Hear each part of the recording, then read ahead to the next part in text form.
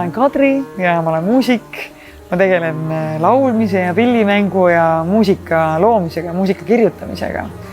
Ja seda nii Eestis kui mujal. Et selline väga liikuv ja huvitav töö. No eks elu enne oli ka väga lõbus ja tore, ka prilli ja läätsekandjana. Aga sellised lihtsad väiksed asjad, mis minu töö juurde näiteks kuulub, grimmi tegemine, lavameik, need on ju ilma läätseteeve ja prillideta oluliselt hõlpsam teha. Ja võib-olla teine asi, mis ka mind inimesena iseloomustab, on tundmatus kohas vette hüppamine nii otseses kui kaudses mõttes. Kui just erinevaid aktiviteete silmas veel pidada, siis ilma läätsedeta on mitmed asjad rohkem võimalikud kui varem. Siis võid noor ja kaunis kalur Vene valmis panna.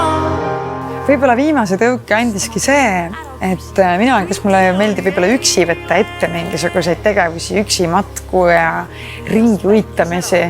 Mind lihtsalt hakkas ahistama see mõte, et mul peab olema alati keegi teine, kes siis näiteks sellisel puhul mind välja aitab, kui ma ühe silmaga enam ei näe või lähed silmast välja kukub või mis iganes. Et sellised väiksed asjad, nagu näiteks minna surfilauale kartmata, et ma veest väljudes näiteks ei näe enam maad. Et siis neid riske vähendada, lihtsalt pidi selle ära tegema.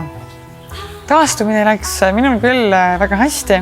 Juba 6 aega hiljem see umbes unustati, et sul selline operatsioon on olnud. Kõige kirke moment peale see protseduuri oligi tegelikult see moment peale protseduuri ennast. Paarkümmend sekundit peale seda, kui ma olin seda lauale lebanud, vaatasime seinale ja nägin kella ja nägin kella aega. Ma ei suutnud seda lihtsalt uskuda. Ja ma jalutasin sealt majast välja, ma nägin inimesi, autosid, majasid, tänavate nimesid ja majade numbreid. Ja ma saingi aru, et vau, niimoodi oleks võinud juba olla 10 aastat tagasi. Aga siit edasi hakkab nüüd selline elu. Väga äge. Juukseid, mida veereb laine käharatakse maaremi.